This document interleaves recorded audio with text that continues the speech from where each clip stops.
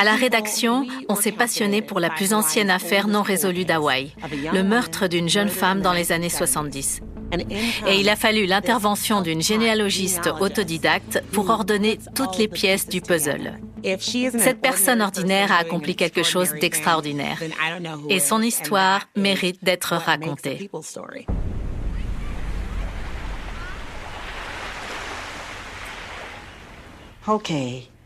Voilà ce dont je me souviens au sujet de Nancy. Elle était drôle, mais vraiment très drôle, du genre à vous faire rire à en pleurer. Exactement.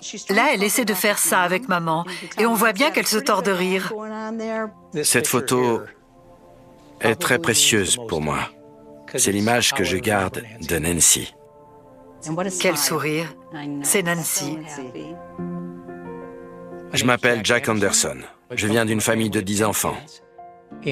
Dans l'ordre, Mike, Carol, Gail, Nancy, Mary, Betty, Jim, moi, Jack, Janet et Bill. Nancy était la 4e sur 10, j'étais la 5e. On est né à 14 mois d'écart à Bay City, dans le Michigan. C'est Nancy qui a le plus grand sourire. Elle était dans son élément. Des 10 enfants, Nancy était la plus dynamique. Quand elle entrait dans une pièce, les gens étaient attirés vers elle comme des aimants. Je m'appelle Carol Sampson. Je suis la 2e enfant de la famille. Nancy se démarquait par son entrain et sa joie de vivre. Elle était formidable. Elle pouvait te faire n'importe quoi. Pas vrai, Jack? Quel était ton rôle dans Le Magicien d'Oz? Elle montait tout le temps des pièces. Elle adorait Le Magicien d'Oz. On jouait tous un rôle. Et bien sûr, Nancy jouait Dorothy. On ne s'ennuyait jamais avec Nancy. Tout était un jeu. En 1966, les 10 enfants Anderson et leur mère Thelma vivent une terrible tragédie. Mon père travaillait pour une entreprise chimique à Midland, dans le Michigan. Il était chaudronnier et la chaudière a explosé. C'est comme ça qu'on a perdu notre père. J'avais 16 ans, Nancy en avait 13. Ça a été vraiment dur pour Nancy. Mais elle arrivait quand même toujours à nous mettre de bonne humeur et à nous amuser en dépit de ce qu'on avait traversé. En juin 1970, Nancy obtient son bac sans trop savoir ce qu'elle va faire ensuite. Nancy aspirait plus que quiconque au changement. Elle a eu son bac et elle a regardé ses amis partir à l'université, faire leur service, se lancer dans la vie. Mais elle n'a pas suivi ce chemin. Elle essayait de se trouver. Nancy décide que l'endroit idéal où commencer le prochain chapitre de son histoire est à 6500 km de distance, à Honolulu, à Hawaï. Ce sera la première fois qu'elle se retrouvera seule, loin de sa mère et de ses frères et sœurs. Je pense que c'était son petit paradis à elle. La plage, le soleil, la beauté des paysages. Le 21 octobre 1971, Nancy arrive à Oahu. Elle trouve rapidement un emploi et un logement à Honolulu. Elle a trouvé un logement par le journal. C'était l'annonce de quelqu'un qui cherchait un colocataire. Elle a décroché un emploi chez McDonald's, au centre commercial Ala Moana, à moins de 2 km de chez elle. Au bout de quelques mois, elle a pu prendre 2 semaines de vacances. Et elle s'est dit, je vais rentrer à la maison pour Noël. Quand elle est rentrée, elle avait un cadeau de Noël pour tout le monde. Et elle a décidé de créer une galerie de photos sur le mur de notre salon. Elle voulait faire un cadeau à notre mère et tous ses frères et sœurs. Voilà ce qu'elle a créé. Maman, papa et nous 10. C'était un moyen pour elle de nous montrer tout son amour. Après ce Noël tous ensemble, je l'ai emmenée à l'aéroport pour qu'elle retourne à Hawaï. Et elle m'a dit, « Carol, je n'ai pas envie de rentrer. » Comme j'ai l'esprit très pratique, je lui ai répondu, « Nancy, tu dois rentrer, toutes tes affaires sont là-bas. » Mais avec le recul, je regrette de ne pas lui avoir demandé pourquoi. Ça m'a longtemps hantée. Pourquoi je ne lui ai pas posé la question? Nancy suit le conseil de sa sœur et embarque dans l'avion pour Honolulu. Mais une semaine plus tard, un incident étrange amène les Anderson à penser que Nancy est en danger. Le 7 janvier, on était tous dans le salon. Il y avait une table de billard. Ma mère était assise sur une chaise en train de faire du crochet. Tout à coup, on a entendu un bruit sourd Et ma mère s'est arrêtée net. Elle était dos à la table de billard et elle a dit « Nancy, oh non, Nancy !» Avec un ami, on se tenait à côté du mur avec la galerie de photos. On jouait au billard et il a heurté le mur avec sa queue de billard. La photo de Nancy en haut à gauche s'est décrochée et s'est brisée en 1000 morceaux en tombant. Ma mère n'avait même pas vu quelle photo était tombée. Mais elle a crié son prénom. On a tous senti que quelque chose de grave était arrivé. C'était effrayant. Le même jour, le 7 janvier 1972, vers 17h15 à Honolulu, la colocataire de Nancy, Jody Spooner, 19 ans, appelle la police paniquée. La colocataire de Nancy a dit avoir entendu l'eau couler dans la salle de bain de Nancy. Quand elle est allée voir ce qui se passait, elle a trouvé Nancy étendue sur le sol de sa chambre. Jody Spooner a dit qu'elle pensait que sa colocataire, Nancy Anderson, s'était suicidée. Vers 18h, des policiers sont arrivés à la résidence Coral Terrace. Il n'y avait aucun signe d'effraction. Ni le montant, ni la poignée, ni le loquet de la porte n'étaient endommagés. Après avoir brièvement examiné la scène, les agents contactent la police judiciaire d'Honolulu. Quand les inspecteurs sont arrivés, ils sont allés dans la chambre. Il y avait 2 lits jumeaux dans la chambre de Nancy. L'un était fait, mais sur l'autre, les draps étaient tachés de sang. Le corps de Nancy était étendu à côté de ce lit. Elle était sur le dos, les yeux ouverts, les pieds tournés vers la porte. Même si son chemisier était partiellement déchiré, elle était habillée. Ce n'était apparemment pas un crime sexuel. Mais il y avait de multiples plaies perforantes. C'était très violent. Les inspecteurs ont mesuré la gravité du crime. Ils n'avaient jamais rien vu d'aussi choquant.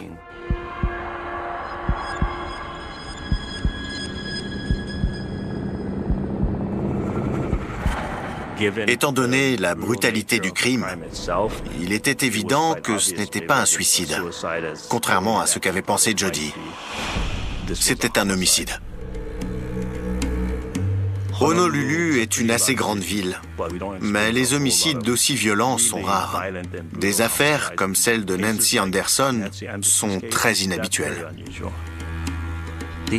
Les blessures de Nancy avaient été infligées par un objet tranchant, donc ils se sont mis en quête d'un couteau. Ils ont inspecté la cuisine, mais ils n'ont pas trouvé d'objet susceptible d'avoir été utilisé pendant le meurtre, et aucun couteau n'était manquant. Les enquêteurs ont néanmoins découvert une serviette par terre, près du corps de Nancy, qui était tachée de sang. Une autre serviette de plage a été trouvée juste à côté de la porte d'entrée, et elle présentait apparemment aussi des taches de sang. La police scientifique relève les empreintes et photographie la scène, pendant que les inspecteurs fouillent le reste du bâtiment. Une 3e serviette a été trouvée au rez-de-chaussée de la cage d'escalier. La serviette, dans la cage d'escalier, était tachée de sang, ce qui voulait dire que quelqu'un avait quitté l'appartement. C'est très facile de se couper quand on commet un tel acte. L'agresseur a dû utiliser une ou plusieurs serviettes pour tenter d'arrêter l'hémorragie. Le corps de Nancy est transporté à la morgue du comté, où le médecin légiste brosse un tableau inquiétant des circonstances de son assassinat. Le médecin légiste a relevé plus de 60 blessures par arme blanche. Ils ont pu établir que l'arme était un petit couteau, probablement un couteau d'office, c'est-à-dire avec une lame assez courte.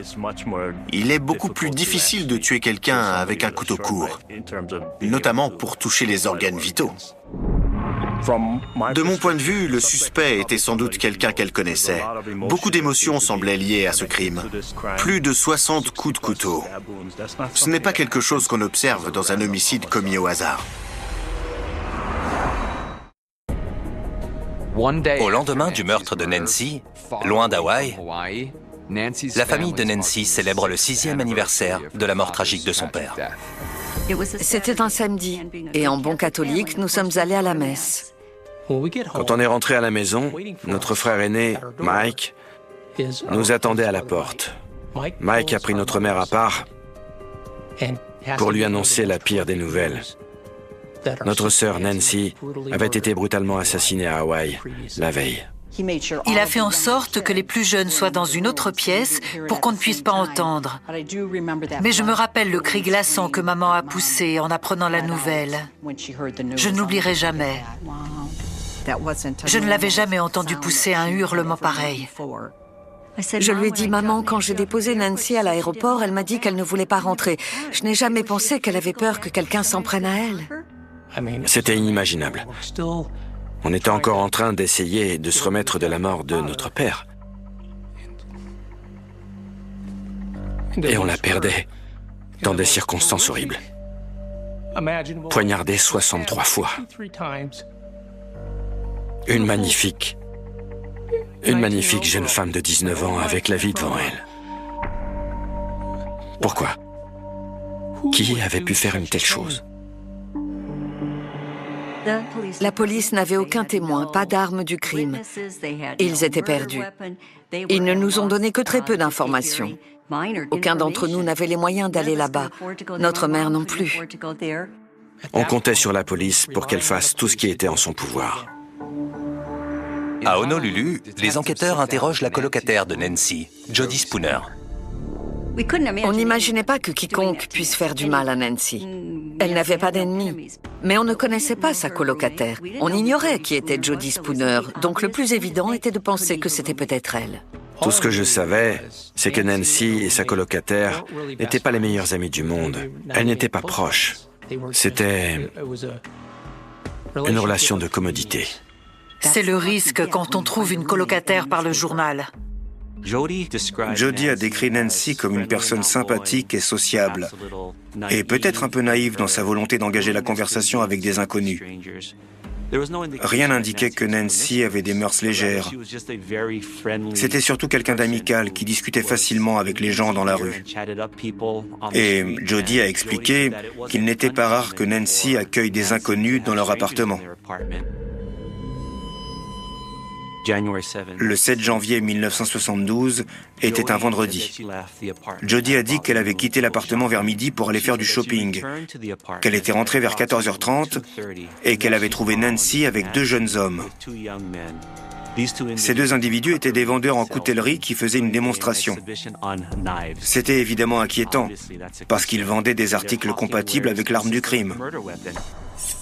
Jody a dit que Nancy les avait raccompagnés au rez-de-chaussée et les avait laissés sortir du bâtiment vers 15 heures. Jody dit que quand Nancy est revenue à l'appartement, elles ont discuté pendant environ 10 minutes. Puis Jody est allée dans sa chambre faire une sieste. Elle a dit que c'était la dernière fois qu'elle avait vu Nancy vivante. Les enquêteurs étaient très curieux de savoir pourquoi Jody n'avait rien entendu de ce qu'il se passait dans l'appartement.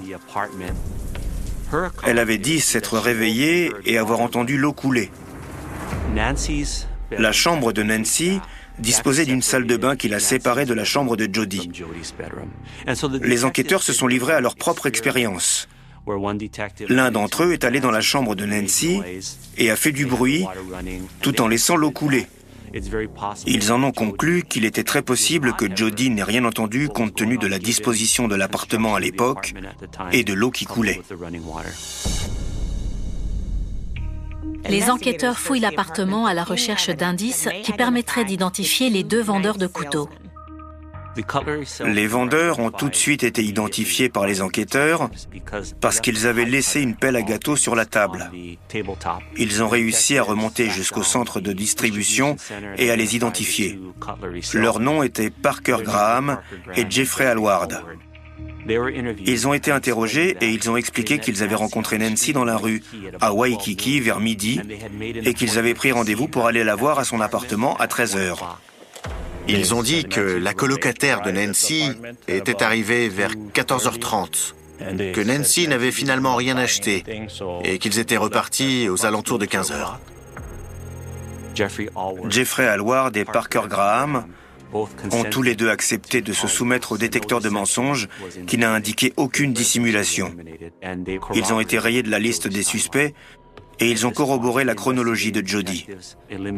À ce stade, les enquêteurs avaient éliminé Jody et établi que l'heure du décès se situe entre 15h10 et 17h15, quand Jody a trouvé le corps. On nous a donné l'heure du meurtre et on a compris. L'heure à laquelle la photo est tombée et que le cadre s'est brisé correspondait au moment exact où Nancy avait été tuée. Je pense qu'une des raisons pour lesquelles Jody Spooner a d'abord pensé à un suicide vient du fait que la porte de l'appartement était fermée à clé. Ce qui voulait dire qu'il n'y avait qu'elle et Nancy dans l'appartement et que c'était forcément Nancy qui avait attenté à ses jours. De plus, Nancy était au sol et couverte de sang. J'imagine qu'elle a jeté un coup d'œil et qu'elle est partie. Elle n'a pas vraiment observé la scène. Elle était totalement sous le choc. Elle a vu du sang, Nancy. Personne d'autre ne pouvait être là puisque la porte était fermée à clé. Jody avait à peu près le même âge que Nancy. C'était affreux pour une aussi jeune femme de découvrir le corps de ma sœur. Ça le serait pour n'importe qui. C'était horrible. En l'absence de preuves d'effraction, les enquêteurs se demandent si Nancy connaissait son meurtrier et l'avait invité chez elle, ou si c'était quelqu'un qui avait déjà accès à l'appartement. On a expliqué aux inspecteurs que Nancy avait dit qu'elle avait beaucoup d'amis, dont beaucoup d'hommes, mais qu'elle n'avait pas de petite amie. Elle rencontrait du monde et elle s'amusait beaucoup avec les gens avec qui elle faisait connaissance. Les enquêteurs interrogent toutes les personnes que Nancy connaissait à Hawaï, ses amis, ses connaissances, ses collègues de travail, et une semaine après sa mort, ils ne disposent d'aucune piste tangible. La famille de Nancy cherche elle aussi des réponses tout en préparant ses obsèques. Ma mère essayait de tous nous consoler, mais elle était anéantie. On a enterré notre sœur à côté de notre père. Je me rappelle avoir juré devant Dieu que je trouverais le coupable. Il fallait que justice soit faite d'une manière ou d'une autre. C'était primordial. Elle le méritait. On essayait de réfléchir, mais on ne connaissait pas les gens que Nancy fréquentait sur l'île, seulement ceux dont elle nous avait parlé. Quelques semaines après les obsèques de Nancy, sa mère reçoit un étrange appel. Cet homme a contacté notre mère pour dire à quel point il était désolé de ce qu'il était arrivé à Nancy. Il a dit « Je suis Mike, le petit ami de Nancy ». Nancy n'avait jamais parlé d'un petit ami. Qui est ce Mike? On se méfiait de tout le monde, y compris de Mike. À nos yeux, tous ceux qui l'entouraient étaient suspects.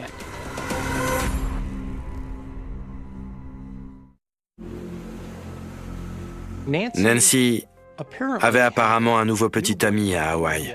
Il s'appelait Mike. Nous n'avions pas entendu parler de lui quand elle était venue pour Noël. Elle n'avait jamais mentionné son nom dans ses lettres ou au téléphone, mais dans son esprit, il était le petit ami de Nancy. Mike a contacté notre mère et lui a proposé de lui rapporter les affaires de Nancy. Il est allé voir la police et il a dit « Je me rends sur le continent, je peux apporter tout ce que vous voulez à la famille. » Mais la police ne l'a pas chargé de le faire. Mike se rend chez les Anderson, mais la famille est sceptique quant à ses motivations. J'étais curieuse. Était-il vraiment son petit ami? Quand il est venu chez nous, il paraissait sincère quand il nous a présenté ses condoléances. Mais il m'a posé cette question. « As-tu idée de qui a tué ta sœur ?» J'ai dit que non. J'étais un peu surprise qu'il me demande ça. Et je lui ai retourné la question. Il a dit « Non, mais c'est pas moi. » La famille de Nancy contacte les inspecteurs d'Honolulu pour leur demander si c'est un suspect potentiel. Et ils apprennent qu'il a déjà été interrogé. Mike a dit qu'il avait vu Nancy pour la dernière fois à l'aéroport et les enquêteurs ont établi qu'il n'était pas sur l'île d'Oahu au moment du meurtre. Les enquêteurs ont interrogé presque tout le monde dans l'entourage de Nancy et ils les ont éliminés grâce à leurs empreintes digitales ou leur alibi. Au cours des 4 mois suivants, ils reçoivent plusieurs appels qui leur fournissent différentes informations. Ils suivent chaque piste scrupuleusement, mais aucune n'aboutit. C'est le genre d'affaires qui vous donne des cauchemars. Il n'y avait aucune raison qu'une chose pareille se produise. C'était très violent et cela semblait tout à fait fortuit à première vue. En juin 1972, 5 mois s'étaient écoulés depuis le meurtre de Nancy Anderson. À ce stade, nous n'avions aucune nouvelle piste ou information et l'enquête a été suspendue. Ils nous ont dit que tout ce qu'il y avait à espérer désormais, c'était des aveux du coupable sur son lit de mort. Ce n'était pas très encourageant. Ma mère, qui était une femme très croyante, s'est raccrochée au fait que Dieu prenait soin de nous. Je sais que Nancy est au paradis auprès de Dieu. Ma mère était en paix avec ça. Dans les années qui ont suivi la mort de Nancy, tous mes frères et sœurs se sont mariés et ont eu des enfants. On avait tous des vies bien remplies, mais on n'a jamais oublié Nancy. Quand on faisait des réunions de famille, on parlait toujours d'elle. On priait pour qu'il trouve quelque chose, quelque part, par l'intermédiaire de quelqu'un. C'est une situation compliquée en termes de ressources, parce qu'à l'époque, on n'avait pas d'équipe dédiée aux affaires non résolues. Au fur et à mesure du temps, d'autres affaires arrivent. Donc, à moins qu'un élément nouveau se présente, il est rare qu'on se penche à nouveau sur une affaire ancienne. 29 ans après la mort de Nancy, en février 2001, sa mère décède à l'âge de 75 ans sans avoir eu aucune réponse sur l'identité du meurtrier de sa fille. Ma mère a été enterrée à côté de mon père et de ma sœur Nancy à Bay City dans le Michigan. On s'est dit que notre mère irait au paradis et qu'elle saurait à ce moment-là ce qui était arrivé à Nancy. Elle était très croyante. Mais on savait aussi qu'elle aurait aimé savoir de son vivant qui avait tué sa fille. Et cela nous attristait beaucoup. Elle méritait une mort paisible. Elle méritait de savoir qui avait tué Nancy. Et c'est ce qui a alimenté notre détermination à faire en sorte que le reste de la famille obtienne cette réponse. Après le décès de ma mère, en juillet 2001, j'ai écrit une longue lettre au chef de la police pour exiger que l'enquête soit rouverte. Et à ma grande surprise, le chef de la police m'a répondu en disant « Oui, nous allons rouvrir l'enquête et passer en revue tous les éléments. » Quand l'enquête a été rouverte, il s'agissait de la plus ancienne affaire instruite par la police d'Honolulu. Elle remontait à près de 30 ans. L'enquêteur, qui a passé en revue tout le dossier, a ressorti des preuves bien précises, dont 3 serviettes. En 1972, les analyses de sang permettaient uniquement de déterminer le groupe sanguin. Les inspecteurs n'imaginaient pas à l'époque qu'ils pourraient en extraire des informations génétiques. Mais ils ont eu le mérite de les conserver proprement pour éviter toute contamination. En 2003, le service médico-légal de la police d'Honolulu a fait analyser ces serviettes et a établi que l'échantillon provenait d'un individu inconnu de sexe masculin. Cela nous permettait de relier quelqu'un à cette affaire. On avait un suspect. Il ne restait plus qu'à l'identifier. En 2003, les enquêteurs retrouvent la trace de tous les hommes ayant été interrogés dans le cadre du meurtre de Nancy, plus de 30 ans auparavant. Les enquêteurs ont retrouvé Mike, le petit ami de Nancy, les 2 vendeurs de couteaux et d'autres hommes qui avaient été interrogés à l'époque. Et ils ont obtenu d'eux qu'ils leur fournissent des échantillons ADN. Certains tests ADN ont pris 6 mois et certains résultats ont mis 8 mois à arriver. On restait en contact avec eux. Avez-vous du nouveau? Avez-vous reçu des résultats? Les résultats finissent par tomber et la famille apprend qu'aucun des échantillons prélevés sur ces hommes ne correspond. Tous ces individus ont été éliminés grâce à l'ADN. Mais les enquêteurs ont un autre outil à leur disposition. La banque de données CODIS, qui recense l'ADN des criminels condamnés. De mon point de vue, l'homme qui avait poignardé 63 fois Nancy Anderson allait forcément ressortir à un moment donné dans l'une de ces bases de données. Ce n'était pas nécessairement un incident isolé. L'ADN issu de ces serviettes n'a pas révélé de correspondance dans la base de données CODIS ou le système d'indexation ADN de l'État d'Hawaï. Je ne comprenais pas pourquoi on n'obtenait aucune correspondance. D'après mon expérience, il est très rare qu'un individu ayant commis un tel crime n'ait plus aucun contact avec la police au cours des 50 années qui suivent. J'en ai déduit que cet homme était peut-être mort et que c'était la raison pour laquelle il ne figurait sur aucune base de données. En 2003, l'enquête a été de nouveau suspendue. Que toutes ces démarches ne débouchent sur rien était une grande déception, mais on s'est dit, on ne va pas baisser les bras, on va s'accrocher et continuer à poser des questions. Au début des années 2000, ma femme et moi avons commencé à regarder des émissions de télévision sur des enfants adoptés recherchant leurs parents biologiques grâce à la généalogie génétique. Ça m'a donné une idée. Je me suis dit, s'ils retrouvent des enfants adoptés uniquement grâce à l'ADN, pourquoi ils ne retrouvent pas l'homme qui a tué Nancy ? Depuis la mort de Nancy, on organise régulièrement des réunions de famille. En janvier 2018, on s'est retrouvés en Floride. Jack a dit « On fait des nouvelles choses avec l'ADN ». Il s'était renseigné sur la généalogie génétique.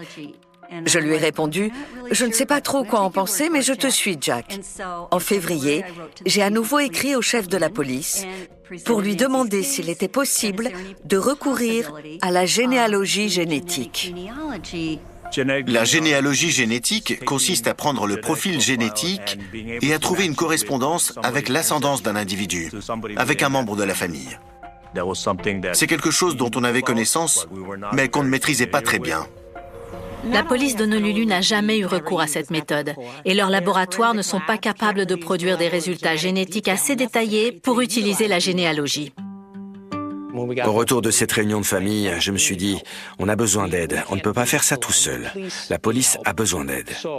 J'ai fait des recherches sur Internet et je suis tombé sur cette généalogiste génétique appelée Sissi Moore. Début 2019, j'ai décidé de tenter ma chance. J'ai dit, Sissi, on a besoin de votre aide. Et en fin de journée, j'ai reçu une réponse, je veux aider votre famille. À Parabon, on travaille avec la police pour reconstituer l'arbre généalogique d'un individu à l'aide de techniques de généalogie génétique dans le but d'identifier des personnes qui ont laissé leur ADN sur des scènes de crime. Ce n'est pas courant qu'une famille fasse appel à moi. C'était un peu différent et je me suis beaucoup investie émotionnellement dans cette affaire. Parabon Nanolabs pouvait fournir une simulation de ce à quoi cet individu ressemblait à partir de son profil ADN. Et c'est quelque chose dont nos laboratoires n'étaient pas capables. C'est ce qu'on appelle un cliché phénotypique et il s'appuie sur l'ADN pour prédire les traits physiques d'un individu. En juillet 2019, près de 50 ans après le meurtre de Nancy, les enquêteurs d'Honolulu ont enfin un portrait robot du tueur. Notre prédiction montrait que l'individu qui avait laissé son ADN sur la scène de crime avait une peau claire à très claire, des yeux marrons ou noisettes, des cheveux bruns ou noirs, avec des ancêtres d'Europe du Sud et d'Europe du Sud-Est. Il ne s'agit pas d'une image aussi exacte qu'une photographie, mais elle permet d'aider à déterminer qui cet individu pourrait être. C'est là que la généalogie génétique intervient. J'ai fait l'arbre généalogique des personnes dont l'ADN est commun à celui de ce suspect inconnu. En élaborant cet arbre, j'ai vu qu'il renvoyait à 3 régions géographiques: la Roumanie et 2 endroits différents dans le sud de l'Italie.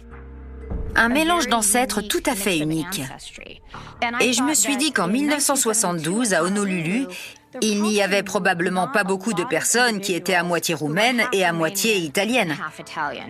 Cela m'a donné des éléments très spécifiques à rechercher. J'ai découvert que l'annuaire de la ville d'Honolulu de 1971 avait été numérisé et qu'il était en ligne. J'ai commencé à rechercher des noms de famille qui avaient une origine roumaine ou italienne. Et j'ai fait leurs arbres généalogiques. J'ai mis du temps à atteindre la lettre C. Mais en arrivant à la lettre C, je suis tombée sur le nom de Tudor Chirila. Et Chirila m'a tout de suite sauté aux yeux comme étant un nom roumain. J'ai donc fait son arbre généalogique. Il était à moitié roumain du côté du père et à moitié italien du côté de la mère. J'étais toute excitée. À l'aide d'archives en ligne, Sissi se penche sur le passé de Chirila. J'ai trouvé des photos de lui et ses traits correspondaient à nos prédictions. Cheveux foncés, yeux marrons, teint clair. Il vivait avec sa femme à environ 3 km du domicile de Nancy au moment où elle a été tuée. Il avait obtenu un master de lettres à l'université d'Hawaï et il travaillait comme chargé de cours au moment du meurtre de Nancy. Après avoir quitté Honolulu, Tudor a obtenu un diplôme de droit en Californie en 1977. Et en 1980, il exerçait comme juriste dans le Nevada. À première vue, il semblait honnête. Il avait un fils et 2 filles, il était substitut du procureur général dans le Nevada et il s'était même présenté pour diriger la Cour suprême du Nevada. Ce n'est pas le genre de personne qu'on soupçonne habituellement de meurtre. Mais en y regardant de plus près, j'ai trouvé des choses très intrigantes. J'ai découvert qu'il refusait de verser la pension alimentaire de son ex-femme. Il avait été arrêté pour avoir enlevé sa petite amie qui essayait de le quitter. Il avait aussi dirigé le Mustang Ranch dans le Nevada pour le compte du truand Joe Conforte. Donc il n'était pas aussi intègre qu'il en avait l'air.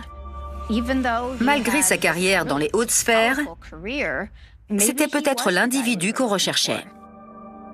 Après 2 ans de recherche, en novembre 2021, Cissy Moore envoie son rapport à la police d'Honolulu et désigne Tudor Chirillo, 77 ans, comme un possible suspect dans le meurtre de Nancy. Au début, j'ai bien vu qu'ils étaient dubitatifs. C'est une blague? Vous avez trouvé ça dans l'annuaire? C'est culotté de dire « J'ai épluché l'annuaire et voici le coupable ». Surtout après 50 ans d'enquête. Alors qu'on regardait d'encore plus près le passé de Tudor, j'ai senti que j'avais piqué leur curiosité. Je crois qu'ils étaient raisonnablement optimistes. À partir de là, c'était à nous de prendre le relais. On a cherché par tous les moyens à établir un lien entre Nancy et Tudor. Ils n'habitaient pas au même endroit, ils n'avaient pas le même âge, ni le même statut marital. Nancy semblait ne rien avoir en commun avec Tudor. Rien n'indiquait qu'ils avaient fréquenté les mêmes cercles sociaux. Il n'y avait aucune raison de penser qu'elle était allée à l'université d'Hawaï. Il était peut-être allé au McDonald's d'Ala Moana, ou bien il l'avait croisé à Waikiki. Mais ce n'était que des conjectures. J'étais sur des charbons ardents. Je voulais absolument savoir si Tudor était celui qui avait tué Nancy. Et le seul moyen de le savoir était que la police recueille son ADN et le compare avec celui prélevé sur la scène de crime. Tudor Chirillo vit seul à Reno, dans le Nevada. Et la police d'Honolulu ne peut pas obtenir de mandat pour prélever son ADN en s'appuyant seulement sur les recherches généalogiques de Cissy Moore. Alors en février 2022, il s'associe à la police de Reno afin de recueillir légalement l'ADN de Chirillo. Ils ont tenté de le suivre et de récupérer un chewing-gum ou un mégot de cigarette. Et cela s'est avéré extrêmement difficile. Tudor ne quittait pas son appartement très souvent. Il jetait ses ordures dans une poubelle commune. Des semaines et des mois sont passés. Une fois que cette information est parvenue à Cissy, elle s'est dit « Il y a encore quelque chose qu'on peut faire ». J'ai découvert dans des articles de journaux et des dossiers judiciaires que Tudor était brouillé avec ses enfants. Alors j'ai pensé que si on n'arrivait pas à obtenir l'ADN de Tudor, on réussirait peut-être à avoir celui de son fils. Parabon savait qu'il avait un fils qui vivait à Newport Beach, en Californie. Donc la police d'Honolulu a demandé à la police de Newport Beach de contacter son fils, John Chirillo. Quand les enquêteurs lui ont demandé s'il était prêt à fournir un échantillon d'ADN, il a tout de suite répondu « C'est au sujet de mon père, c'est ça ?» J'ai trouvé très révélateur que John Chirillo soupçonne quelque chose depuis longtemps dans le passé de son père. En avril 2022, John, le fils de Tudor Chirillo, accepte de donner son ADN, qui est ensuite comparé à celui retrouvé sur la scène de crime de 1972. Après 50 ans d'attente, on avait enfin une correspondance. John Chirillo était le fils biologique de la personne qui avait laissé son ADN sur la scène de crime. Ce qui voulait dire que l'assassin de Nancy était Tudor Chirillo.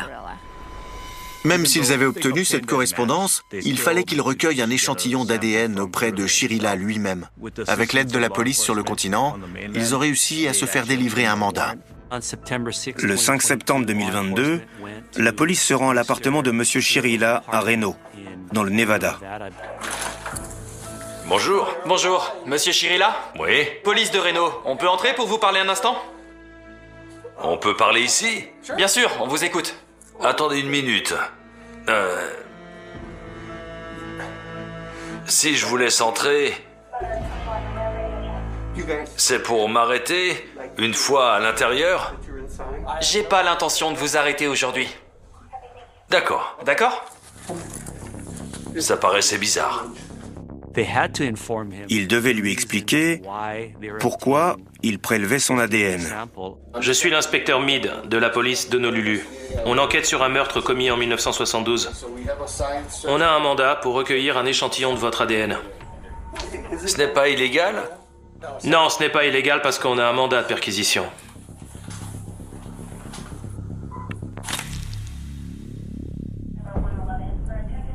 Même si Chirila n'a jamais avoué le meurtre, sa réaction face à la police en dit long. Merci, monsieur. Bonne journée. Le délai entre le moment où son ADN a été prélevé et le moment où il a été analysé était de 2 jours. Et c'était une source d'inquiétude pour ma famille. Qu'allait-il faire pendant ces 2 jours? Eh bien, il a fait des choses très étranges. Le 8 septembre 2022, M. Chirila transfère la propriété de sa voiture à son voisin et tente de se suicider en prenant une surdose de médicaments. Malheureusement pour lui, il avait déclenché un incendie. Quand les pompiers sont arrivés, ils l'ont trouvé. Ils ont découvert qu'il avait fait une overdose médicamenteuse et ils ont pu le ranimer. Vous pouvez me parler? J'estime que les gens innocents n'essaient pas de céder leurs biens ou de se suicider. Ce sont les actes d'une personne coupable. 4 jours plus tard, la plus ancienne affaire non résolue de la police d'Honolulu n'est plus un mystère. Et la famille de Nancy reçoit la nouvelle qu'elle attend depuis 50 ans. On a reçu l'appel d'un inspecteur qui a dit « Ça correspond. C'est Tudor Chirila. Il a été arrêté à l'hôpital et il est maintenant à la prison de Reno. Après toutes ces années, on l'a trouvé. C'est lui qui a tué notre sœur. Et je n'arrêtais pas de répéter « Merci, merci ». On était tous sur un petit nuage de savoir qu'il avait enfin été arrêté. J'étais folle de joie, parce que je me sentais très redevable vis-à-vis de la famille de Nancy. C'était un vrai sentiment de victoire. Tudor Chirila est extradé vers Hawaï. Et comme sa caution est fixée à $1 million, il attendra son procès en prison. Il est derrière les barreaux. Et on espère qu'il va être jugé et condamné. L'accusation s'était préparée pendant plus d'1 an à ce procès. Mais le 25 décembre 2023, M. Chirila a été emmené dans l'unité des soins palliatifs du Queens Medical Center. Depuis 2 jours, il refusait de s'alimenter, de boire et de prendre ses médicaments. Il a été déclaré mort à l'hôpital. C'était le jour de Noël. Pour nous, c'est un jour poétique, si j'ose dire. Parce que la dernière fois qu'on a vu Nancy, c'était pendant les vacances de Noël 1971. S'il existe une justice poétique, et s'il y avait un jour où il devait mourir, pour nous, c'était le bon jour. J'étais déçue. Je voulais qu'il se retrouve assis dans une salle d'audience et qu'il soit obligé de faire face aux 9 frères et sœurs de Nancy. C'était mon souhait. J'ai parlé à mon frère Jack. Il a dit « Il n'est plus là. Il a eu une mort misérable. Il était seul. Que pouvait-on demander de plus, Carol ?» Et je lui ai dit « Tu as raison, Jack. Justice a été rendue pour Nancy. » Même si on aurait aimé aller au tribunal, on était soulagés de s'épargner toutes ces émotions. Je salue le travail de la police d'Honolulu. Quand je leur ai écrit cette lettre en 2001, ils ont tout de suite rouvert l'enquête. Ils ont interrogé tout le monde, Jody Spooner et tous les autres. Ils les ont à nouveau soumis au détecteur de mensonges. La police d'Honolulu a énormément fait au fil des années. On a été en contact avec 15 inspecteurs différents. Des majors, des inspecteurs, des capitaines. À chaque fois qu'un nouveau chef est arrivé, je lui écris une lettre pour lui expliquer l'affaire. Et à chaque fois, ils ont fait tout ce qui était en leur pouvoir. On leur en est extrêmement reconnaissant.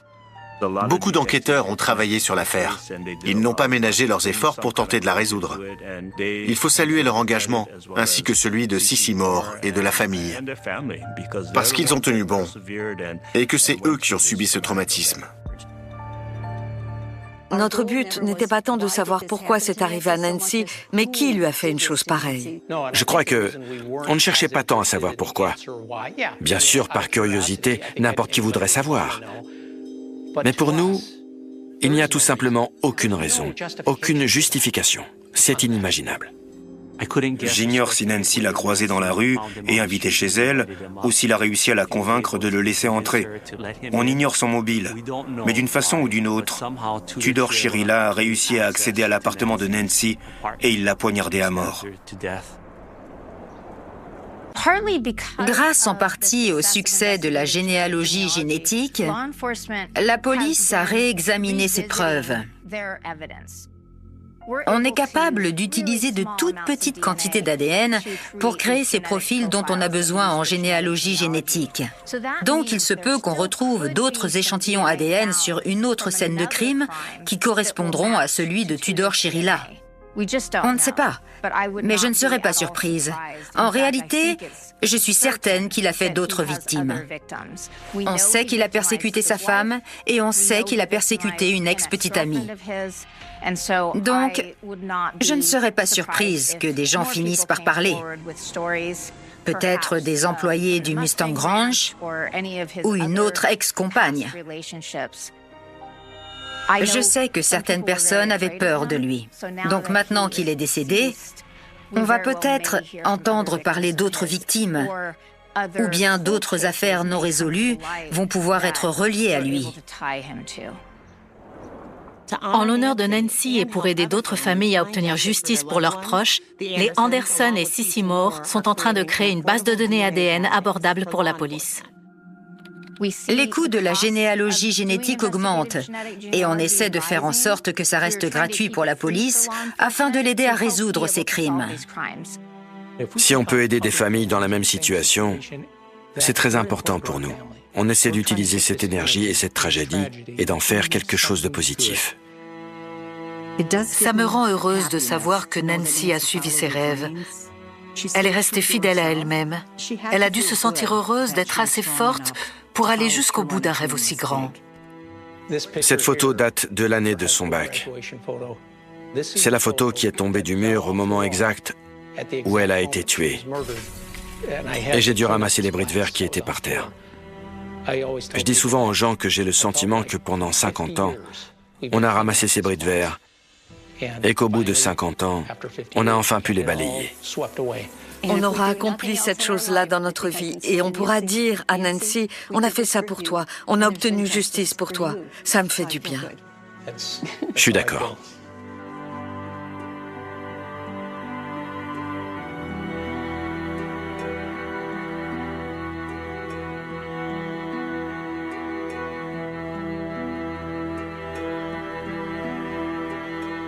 Dans une petite ville où les rues semblaient respirer au rythme lent des saisons, il y avait une boulangerie qui portait une enseigne simple, chez Élise.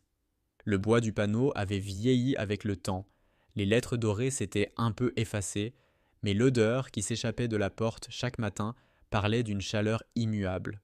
C'était un parfum de pain chaud, de croûtes dorées, de viennoiseries encore fumantes qui semblaient inviter même les plus pressés à ralentir leurs pas. Élise, la boulangère, n'était pas une femme qu'on remarquait au premier coup d'œil. Elle n'avait rien d'extraordinaire. Ses cheveux bruns attachés en chignon, ses mains souvent couvertes de farine, son tablier taché de levain. Mais il y avait, dans sa manière de sourire, quelque chose qui marquait.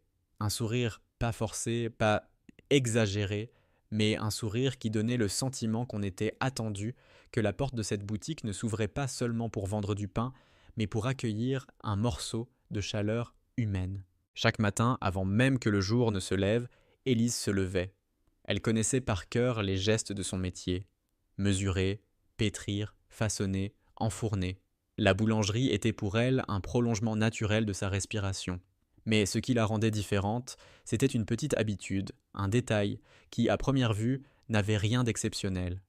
Elle glissait toujours un petit pain gratuit dans le sac d'un enfant du quartier. Cela avait commencé sans qu'elle s'en rende compte vraiment. Un matin, alors qu'elle voyait un petit garçon rester longtemps devant la vitrine, les yeux fixés sur une brioche brillante, elle avait senti son cœur se serrer. Le garçon n'était pas rentré. Il avait juste regardé, puis il avait baissé la tête et s'était éloigné.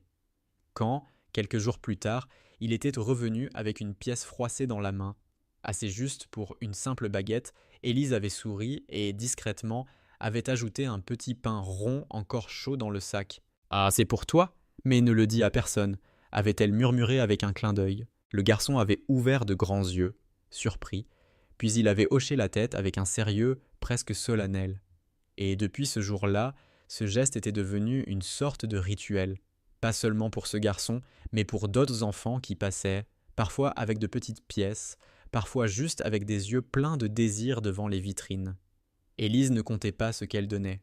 Elle glissait ce petit pain comme si c'était la chose la plus naturelle du monde. Ce qui semblait pour elle un détail presque invisible devenait, pour ses enfants, un souvenir précieux.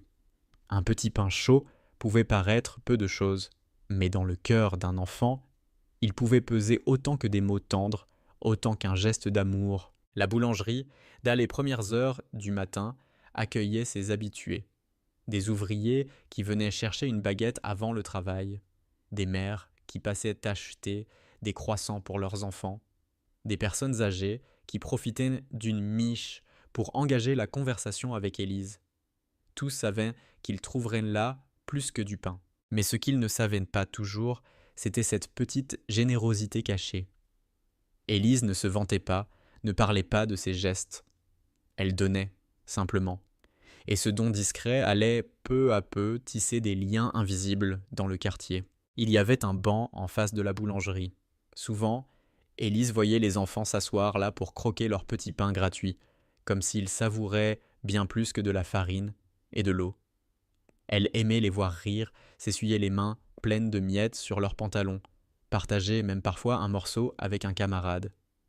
Cela lui rappelait son propre père, boulanger lui aussi, qui disait toujours « Le pain n'est bon que lorsqu'il est partagé ». Un soir d'hiver, alors que le froid piquait les joues et que la nuit tombait plus tôt, un garçon s'est attardé plus longtemps que d'habitude. Élise le connaissait. Il s'appelait Julien. Il avait une dizaine d'années et venait souvent chercher une baguette pour sa mère. Ce soir-là, il avait l'air triste, ses yeux fixés sur le sol. Quand Élise lui tendit le sac avec la baguette, elle glissa, comme toujours, un petit pain supplémentaire. Mais Julien resta immobile. « Madame Élise, dit-il d'une voix basse, je n'ai plus d'argent pour demain. Maman a dit qu'on ne pourra pas acheter de pain. » Élise le regarda avec douceur. Elle posa sa main sur son épaule. « Alors tu viendras quand même, Julien. Le pain t'attendra. Argent ou pas ?» Julien leva la tête, surpris. Ses yeux brillèrent dans la lumière de la boulangerie. Il ne répondit pas, mais le lendemain, il revint. Et le jour d'après aussi. Élise ne comptait pas, elle donnait, comme on respire. Les habitants du quartier, peu à peu, commencèrent à remarquer cette habitude. Certains pensaient que c'était une légende, une histoire d'enfant. D'autres savaient, mais personne ne disait rien. C'était comme un secret partagé, un fil invisible qui réchauffait la petite ville. Le temps passait, et dans cette petite boulangerie, chaque matin ressemblait à une mélodie répétée, mais jamais monotone. Les gestes d'Élise étaient les mêmes, pourtant, dans ces gestes se cachait toujours une tendresse nouvelle. Les enfants grandissaient, certains venaient désormais seuls acheter leur pain, d'autres tenaient la main d'un petit frère ou d'une petite sœur qu'ils guidaient jusque-là, comme s'ils transmettaient le rituel invisible qu'ils avaient eux-mêmes reçu. Les saisons changeaient, et avec elles, la lumière dans la vitrine de la boulangerie. L'hiver habillait les carreaux d'une buée épaisse, derrière laquelle les formes des baguettes semblaient des promesses de chaleur. Le printemps déposait ses premières fleurs sur le rebord de la fenêtre, où Élise aimait poser de petits pots de géranium rouge. L'été ouvrait la porte de la boutique sur les rires qui s'échappaient de la rue et l'automne, lui, peignait de cuivre les feuilles des arbres qui se reflétaient dans les vitres. Dans ce décor, le petit geste d'Élise continuait, discret et constant, comme un battement de cœur. Elle ne cherchait jamais la reconnaissance. Parfois, Les parents venaient discrètement la remercier, mais elle leur répondait toujours d'un signe de main, comme si ce qu'elle faisait n'avait rien d'extraordinaire. Pour elle, un petit pain offert n'était pas une perte, mais un fragment de lien humain, une graine semée dans le quotidien. Julien, le garçon qui avait confié un soir qu'il n'aurait plus de quoi acheter du pain, revenait chaque jour. Il avait pris l'habitude de rester un peu plus longtemps dans la boutique, de poser quelques questions sur les fournées, d'observer Élise pétrir la pâte. Ses yeux suivaient les mouvements de ses mains comme on suit un secret qu'on aimerait apprendre. Élise, amusée, lui avait un jour tendu un tablier trop grand pour lui. « Si tu veux regarder, tu peux aussi essayer », dit-elle en riant doucement. Julien avait rougi, mais il avait plongé ses petites mains dans la farine. Les gestes étaient maladroits, la pâte collait, mais il riait, un rire léger qui emplissait la boulangerie comme une musique. Élise le regardait et se souvenait de son père, qui lui avait dit un jour, alors qu'elle n'était qu'une enfant, « Le pain, c'est un travail des mains, mais aussi du cœur. Si tu n'y mets pas ton cœur, il reste lourd. Si tu y mets de la tendresse, il respire. » Ces mots, elle les entendait résonner en voyant Julien. Elle savait que pour lui, ce n'était pas seulement un jeu, mais une façon de sentir qu'il appartenait à quelque chose, qu'il avait une place, qu'on lui faisait confiance. Dans le quartier, certains commençaient à raconter qu'Élise n'était pas seulement une boulangère. Elle était comme une gardienne silencieuse des petits dépôts bonheur, une femme qui savait voir là où personne ne regardait. Les enfants n'étaient pas les seuls à bénéficier de ses attentions. Il arrivait qu'elle glisse une brioche dans le sac d'une vieille dame seule, ou qu'elle mette une miche encore chaude de côté pour un ouvrier qui travaillait tard et n'arrivait jamais avant la fermeture. Chaque geste était discret, presque invisible, mais chacun portait une tendresse que les mots n'auraient pas su dire. Un jour d'automne, alors que les feuilles s'amoncelaient sur le trottoir, un vieil homme entra dans la boulangerie. Il marchait lentement, appuyé sur une canne, et ses yeux cherchaient visiblement quelque chose au-delà du simple pain. Élise l'accueillit avec le même sourire qu'elle offrait à tous. « Une baguette, s'il vous plaît » dit-il d'une voix fatiguée. Elle lui tendit le pain, et comme toujours, elle ajouta un petit pain rond, qu'elle glissa dans le sac sans un mot. Le vieil homme le remarqua. Ses mains tremblaient légèrement lorsqu'il en sortit le petit pain, et le posa sur le comptoir. « Je n'ai rien demandé de plus » dit-il doucement. Élise sourit encore, mais ses yeux brillaient d'une émotion silencieuse. « Parfois on reçoit sans demander, » répondit-elle. Le vieil homme resta figé quelques secondes, puis, lentement, ses lèvres esquissèrent un sourire qui semblait avoir été oublié depuis longtemps. Il reprit le petit pain, comme s'il tenait entre ses doigts bien plus qu'un morceau de farine et de levain. La nouvelle se répandit encore un peu plus dans le quartier. Pas comme une rumeur bruyante, mais comme une confidence qui voyage de bouche en bouche, avec une certaine douceur. Les gens venaient à la boulangerie non seulement pour acheter, mais pour ressentir, pour retrouver un peu de chaleur, un peu de lenteur dans un monde qui allait trop vite. Et pourtant, Élise continuait de vivre ses journées sans chercher autre chose que le bonheur simple de pétrir, de cuire, de donner. Elle ne s'imaginait pas héroïne d'une histoire. Elle voyait son geste comme on allume une petite lampe dans une pièce sombre sans songer que, dehors, cette lumière pouvait guider des pas perdus. Julien, lui, s'attachait de plus en plus à cette boulangerie. Parfois, il venait même quand il n'avait rien à acheter, juste pour sentir l'odeur, pour dire bonjour, pour s'assurer qu'Élise était là. Et dans ses yeux d'enfant, Élise voyait poindre quelque chose de précieux, la certitude qu'il y a, dans ce monde, des lieux où l'on est attendu, où l'on est accueilli sans condition. Ce soir-là, en fermant la boutique, Élise observa le banc en face. Quelques miettes y reposaient encore, vestiges d'un pain partagé entre des enfants. Le ciel s'était teinté d'orange et de violet, et dans ce silence, elle sentit monter en elle une gratitude immense. Elle ne possédait pas grand-chose. Sa vie n'était pas riche en biens, mais elle l'était en rencontres, en regards échangés, en sourires rendus. Elle comprit que c'était cela, sa vraie richesse, être un fil de lumière dans le tissu ordinaire des jours. L'hiver arriva avec son manteau d'air froid et ses trottoirs recouverts de givre. Dans la petite ville, les pas résonnaient plus vite. Les épaules se tassaient sous les écharpes et les regards cherchaient les vitrines lumineuses comme des refuges contre la rudesse du vent. Chez Élise, pourtant, la chaleur demeurait constante. Le four, allumé dès avant l'aube, diffusait une respiration chaude et régulière, et l'odeur de pain frais se mêlait aux effluves de café que certains habitants venaient boire en échangeant quelques mots. C'était une saison où les petits pains gratuits prenaient encore plus de sens. Pour un enfant qui grelottait en allant à l'école, pour un vieillard dont les doigts engourdis peinaient à serrer quelques pièces, pour une mère fatiguée qui cherchait à offrir un peu de douceur à son enfant, ce pain avait la valeur d'un trésor. Élise le savait, sans jamais le dire. Elle voyait les yeux qui s'illuminaient lorsqu'il découvrait ce cadeau discret. Et cela suffisait à réchauffer ses propres journées. Julien, fidèle à ses visites, avait trouvé dans la boulangerie bien plus qu'un lieu d'achat. Il venait parfois aider Élise à ranger les sacs de farine, à essuyer le comptoir ou simplement à bavarder. Ces mots étaient simples, mais derrière ces phrases maladroites se cachait un attachement profond. Il ne disait pas « merci » à chaque fois. Il n'en avait pas besoin. Son sourire, son regard qui brillait en croquant dans le pain chaud, parlait pour lui. Un soir de neige, alors que les rues s'étaient vidées, Julien arriva en courant, les joues rouges, les cheveux parsemés de flocons. Il tenait quelque chose dans ses mains, une petite boîte en carton. Il la posa timidement sur le comptoir. « C'est pour vous, Madame Élise. » Intriguée, elle ouvrit la boîte. À l'intérieur, un dessin d'enfant colorié au crayon. On y voyait une boulangerie avec une grande fenêtre d'où sortaient des nuages parfumés. Et devant, un enfant qui tenait un petit pain rond avec un grand sourire.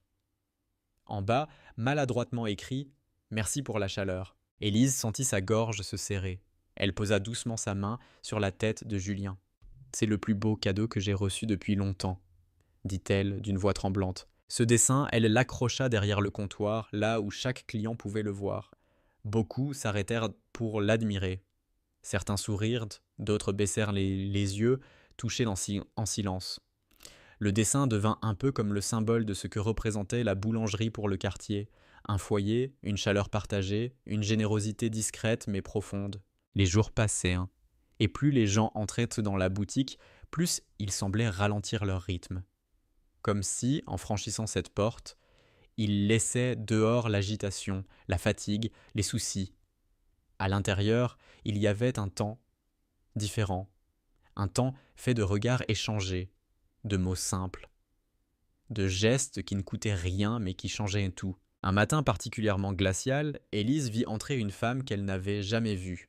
Elle tenait un enfant dans ses bras, serré contre elle pour le protéger du froid. La femme semblait épuisée, ses vêtements usés parlaient d'une vie difficile.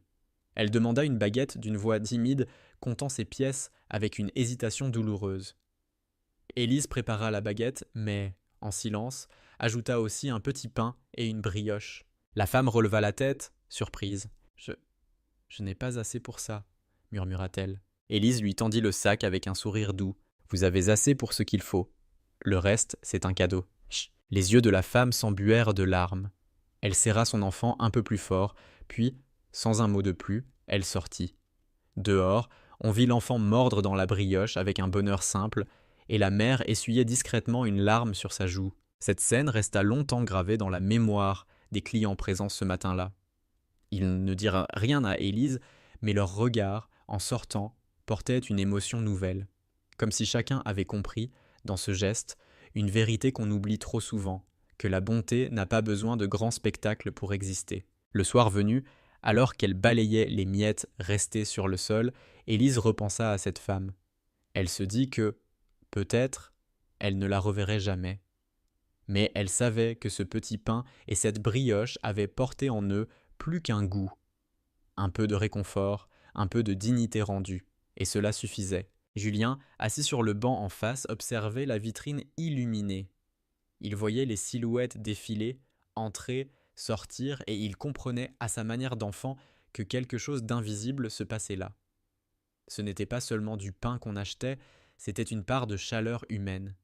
Il serra contre lui son dessin, fier qu'il soit accroché à l'intérieur, comme une petite preuve que ce qu'il ressentait avait été compris. Cette nuit-là, il rentra chez lui en silence, les pas dans la neige crissant comme une mélodie lente, dans sa poche un petit pain rond encore tiède, et dans son cœur la certitude qu'il existait encore des endroits où la bonté ne se disait pas, mais se vivait. Le printemps revint, timide d'abord, avec quelques rayons de soleil qui perçaient entre les nuages et des bourgeons fragiles aux branches encore froides. Dans la petite ville, l'air sembla soudain plus léger, et devant la boulangerie d'Élise, les passants s'arrêtaient plus volontiers pour humer le parfum de pain chaud qui s'en échappait. Les enfants, débarrassés de leurs lourds manteaux d'hiver, couraient à nouveau sur le trottoir, et leur rire résonnait jusque dans l'arrière-boutique où Élise pétrissait la pâte. Elle levait parfois la tête, essuyant de son poignet la farine qui couvrait son front, et souriait en entendant cette vie reprendre. Le banc en face de la boulangerie retrouvait lui aussi son rôle de refuge. On y voyait des enfants mordre dans leur petit pain, des adolescents y déposer leurs cartables, des personnes âgées s'y reposer un instant au soleil. Tout semblait à sa place, dans une harmonie fragile mais précieuse. Julien, qui avait grandi de quelques centimètres cet hiver, venait toujours. Ses cheveux s'éclaircissaient au reflet de ceux du soleil, son visage s'affinait doucement, mais son regard restait le même. Celui d'un enfant qui avait trouvé dans la boulangerie une seconde maison. Il s'asseyait souvent sur le tabouret près du comptoir, les coudes posés, observant les clients défiler, comme s'il faisait partie du décor. Un après-midi, alors que la boutique était calme, il osa poser une question qui trottait depuis longtemps dans sa tête. « Madame Élise, pourquoi vous donnez toujours des petits pains gratuits ?» Élise s'arrêta un instant, les mains plongées dans la pâte. Elle releva les yeux vers Julien, et son sourire fut à la fois doux et mélancolique. « Ah, parce que quelqu'un l'a fait pour moi, quand j'étais enfant. » Julien la regarda intrigué. Élise reprit, sa voix se teintant d'une lenteur qui invitait à l'écoute. « Mon père était boulanger. Nous n'avions pas beaucoup d'argent, et certains jours, nous vivions presque seulement avec ce qu'il sortait du four. Un jour, alors que j'étais encore petite, une femme est entrée. Elle avait le visage fatigué, et je me souviens de ses yeux qui semblaient demander pardon de n'avoir que quelques pièces à donner. Mon père lui a donné bien plus que ce qu'elle pouvait payer. Quand je lui ai demandé pourquoi, il m'a dit « Ce que tu donnes aujourd'hui, tu le retrouveras demain, dans le regard de quelqu'un. » Je n'ai jamais oublié. Julien resta silencieux. Ses doigts jouaient avec une miette sur le comptoir, puis il dit doucement « Alors, c'est comme si vous continuiez ce qu'il a commencé. » Élise hocha la tête, ses yeux brillants. « Oui, c'est exactement ça. » Dans ce silence partagé, une vérité se grava dans le cœur de Julien. Il comprit que chaque petit pain qu'il recevait portait en lui une histoire plus ancienne, une mémoire de bonté transmise d'une génération à l'autre. Et il sut que, d'une certaine façon, il en deviendrait lui aussi le gardien. Les jours passèrent, et avec le printemps, la boulangerie devint un lieu encore plus vivant. Les écoliers s'y arrêtaient après la classe, les couples y venaient acheter une brioche pour la partager sur le banc. Les voisins s'y retrouvaient pour échanger les nouvelles. Chacun semblait y chercher plus que du pain, un souffle de lenteur, un rappel que la vie pouvait être simple et belle, même dans ses plus petites choses. Un soir, alors que la lumière déclinait, Élise aperçut un adolescent qu'elle ne connaissait pas. Il restait debout devant la vitrine, hésitant, les mains enfoncées dans les poches. Son visage exprimait cette fierté fragile propre aux jeunes qui veulent paraître plus forts qu'ils ne le sont. Elle sortit, essuyant ses mains sur son tablier. « Tu veux entrer ?» demanda-t-elle avec un sourire. Le garçon haussa les épaules, comme pour cacher sa gêne, puis finit par franchir la porte. Il demanda une baguette, et lorsqu'il sortit ses pièces, Élise vit qu'il n'avait pas assez. Elle posa doucement la baguette sur le comptoir, et comme toujours, elle ajouta un petit pain rond. Le garçon la regarda, surpris, puis détourna les yeux. Il prit le sac sans un mot, mais en sortant, Élise aperçut ses lèvres qui murmuraient un « merci » presque inaudible.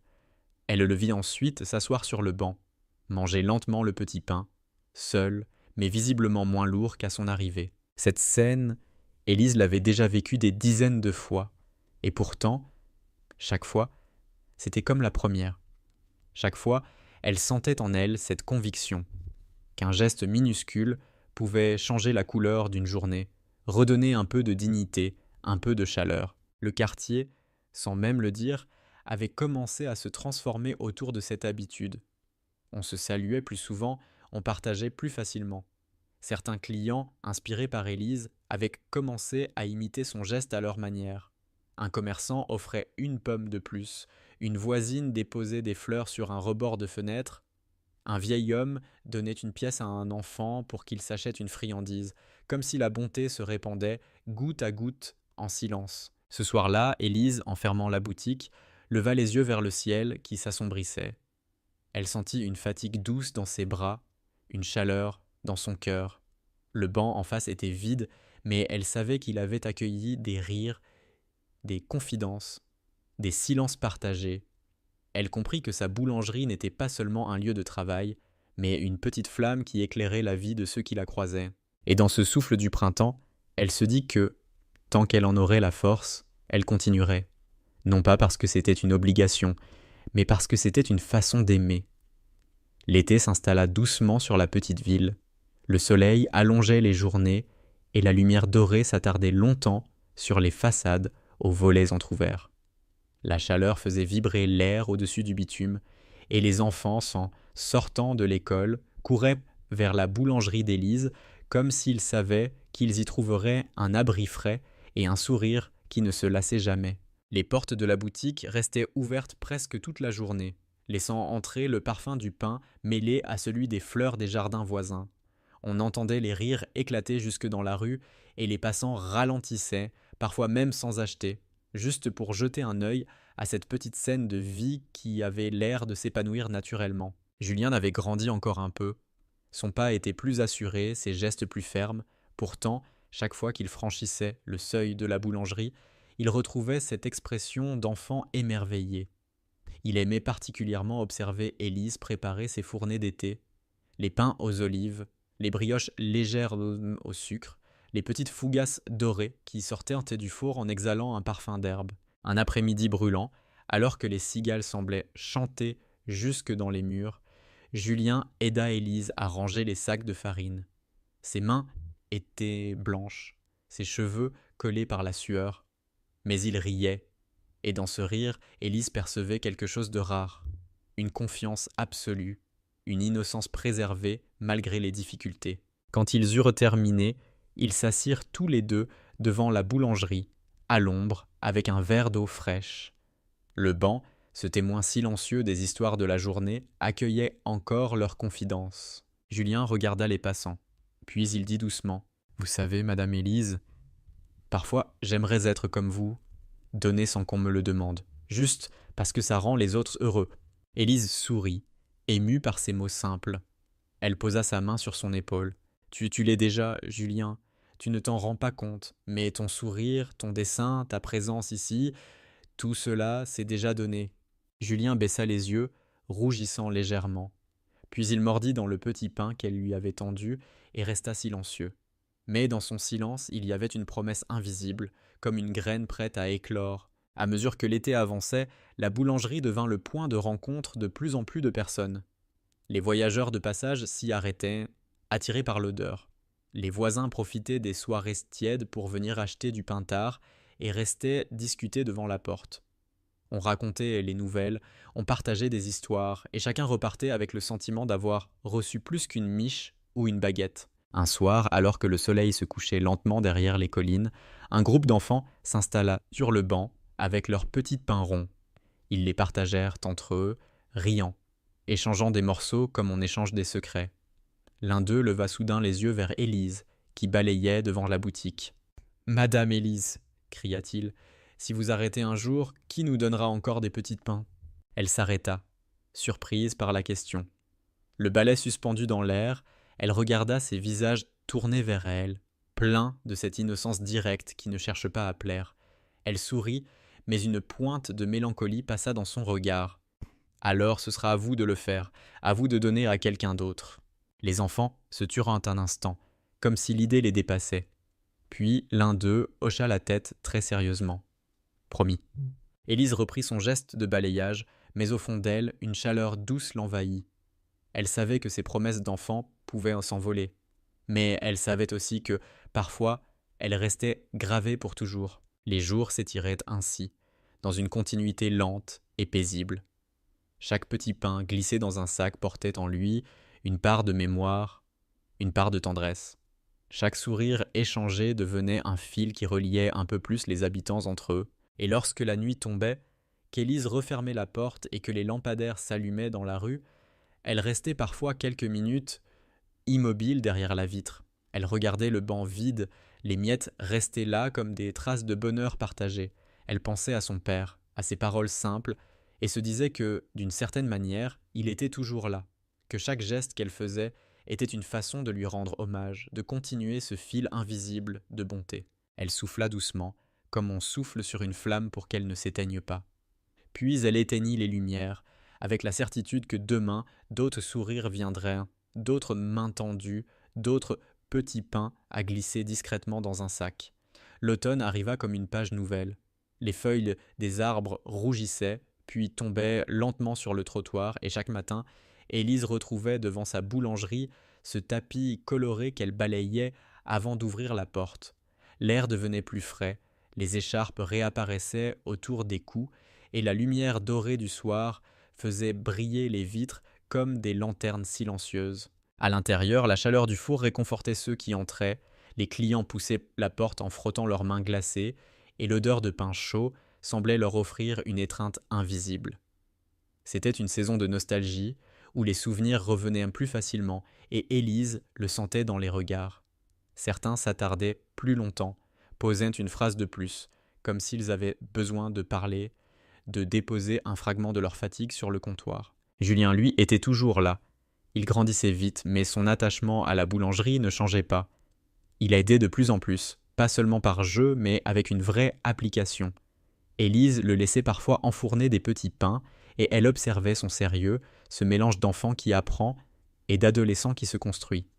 Elle se disait que, peut-être, il deviendrait un jour boulanger lui aussi, ou bien autre chose. Mais ce qui importait, c'était cette graine de bonté qu'elle voyait grandir en lui. Un soir d'automne, la pluie tombait fort, battant contre les vitres. Peu de clients étaient venus. Élise s'assit derrière le comptoir, fatiguée. Ses mains portaient les traces des années, ses bras la douleur des gestes répétés. Julien, assis à côté d'elle, gribouillait sur un cahier. « Ah, vous êtes fatiguée aujourd'hui » dit-il sans lever les yeux. Élise sourit faiblement. « Oui, mais c'est une bonne fatigue, celle qui vient quand on a fait ce qu'on devait faire. » Julien referma son cahier et la regarda. « Moi, je trouve que vous faites plus que ce que vous devez. » Elle resta silencieuse.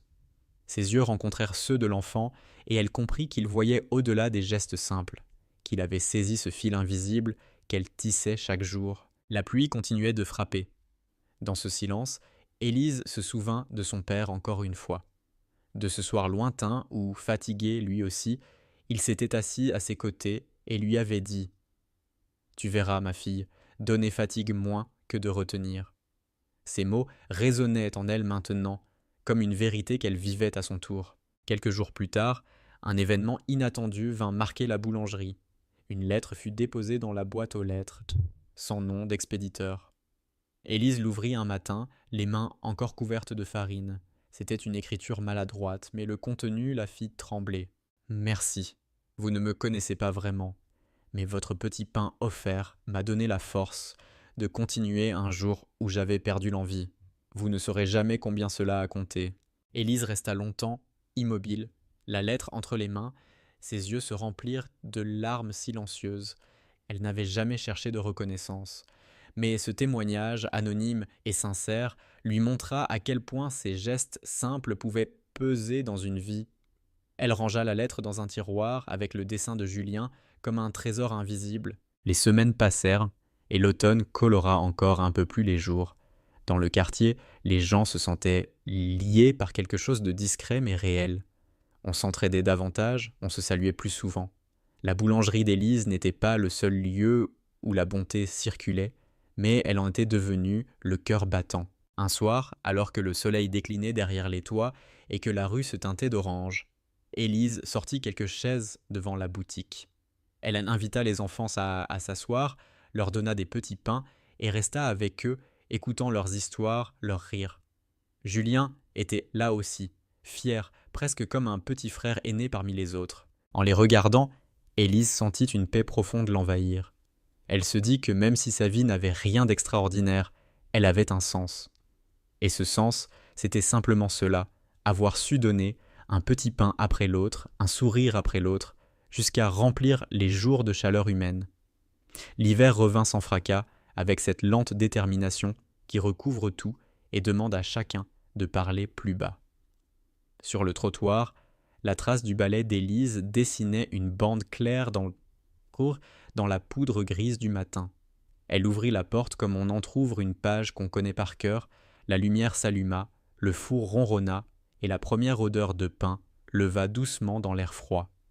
La petite ville demanda son réconfort quotidien et la boulangerie répondit patiente. Les jours se ressemblaient sans jamais se répéter. À cette saison, les mains avaient besoin de se poser sur quelque chose de chaud pour se rappeler que la vie continue de circuler. Les clients entraient en frottant leurs gants, s'approchaient du comptoir, respiraient à plein poumon. Élise observait leurs épaules se détendre, leurs visages s'adoucir. Le rituel était simple et sacré, tissé de gestes appris très tôt et de mots qui n'avaient pas besoin de s'entendre tout haut. Elle glissait un petit pain gratuit ici, une brioche là, parfois un regard qui disait tout ce qu'aucune monnaie n'achète. Julien n'était plus tout à fait un enfant. Ses gestes avaient gagné en précision, et ses silences en profondeur. Il venait avant l'aube désormais, enfilait son tablier sans bruit, et se plaçait à côté d'Élise, comme si c'était la place que le monde lui avait toujours gardée. Les premières minutes du matin, il ne parlait pas. Il regardait la pâte devenir lisse sous la paume, il surveillait la levée, il pensait au banc d'en face, au rire qui l'habillerait plus tard dans la journée. Puis Élise brisait le silence d'une phrase discrète, un conseil, un souvenir, une petite flamme transmise d'une voix basse. « Tu vois, dit-elle un matin, le pain te dit si tu lui as parlé. S'il te résiste, c'est que tu l'as brusqué. Reprends plus doucement. » Julien reprit plus doucement, et le pain indocile se laissa faire. La phrase se grava dans ses mains avant de se graver dans sa mémoire. Il regarda Élise et vit la fatigue souterraine qui marquait ses traits sans toucher à sa lumière. Un soir, il osa le dire. « Vous devriez vous reposer un peu. » Élise sourit. Le genre de sourire qui ne désarme pas l'inquiétude, mais lui donne un siège. « Un jour, je me reposerai. Mais pas tant que la ville aura besoin de sa chaleur du matin. » La tempête éclata la semaine suivante, une véritable bourrasque qui s'attacha à la ville comme une main obstinée. L'électricité cligna puis s'éteignit, la rue devint une longue respiration blanche. Élise resta un temps immobile, les bras croisés, à écouter la maison sans bruit. Julien, déjà là, lui lança un regard qui demandait quoi faire. « On ouvre quand même, dit-elle, le four a gardé sa chaleur. On fera moins, mais on fera vrai. » Ils travaillèrent à l'ancienne, au rythme du souffle et des mains, comme si le monde leur avait offert un retour à l'essentiel. Dehors, la tempête battait, dedans, la pâte levait.